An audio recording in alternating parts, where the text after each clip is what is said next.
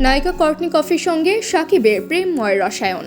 ঈদের সবচেয়ে আলোচিত ছবি, অথচ একটি পোস্টার একটি গান ছাড়া এর তেমন কোনো ঝলক সামনে আসেনি। তবু দর্শকের রয়েছে আগ্রহ, যেটার মূলে আছেন শাকিব খান। ছবিটির নাম রাজকুমার। এই ছবির যে গানটির জন্য দর্শক শ্রোতার মনে প্রবল আকাঙ্ক্ষা ছিল, সেটার অবশেষে প্রকাশ্যে এলো। মঙ্গলবার সন্ধ্যায় প্রকাশিত গানটির শিরোনাম বরবাদ। এটি লেখার পাশাপাশি সুর সঙ্গীত করেছেন কিংবদন্তি প্রিন্স মাহমুদ। কণ্ঠ দিয়েছেন নতুন গায়ক আলিফ। প্রকাশের পর মিশ্র প্রতিক্রিয়া মিলছে। কেউ কেউ গানটির প্রশংসা করছেন, তবে মন্তব্যের ঘরে অনেকে বলছেন শিল্পীর কণ্ঠ পছন্দ হয়নি। বরবাদের দৃশ্যে নিউ ইয়র্ক যেমন দেখা গেছে, তেমনি উঠে এসেছে বাংলাদেশের হলুদ সরিষা ক্ষেত, রেলওয়ে স্টেশনের সৌন্দর্য। নায়িকা কর্টনি কফির সঙ্গে শাকিবের প্রেমময় রসায়ন যেমন ফুটিয়ে তোলা হয়েছে, তেমনই রয়েছে বিরহের আঁচ। কারণ এই গানের মূল বাণীতে রয়েছে বিরহের বন্দনা।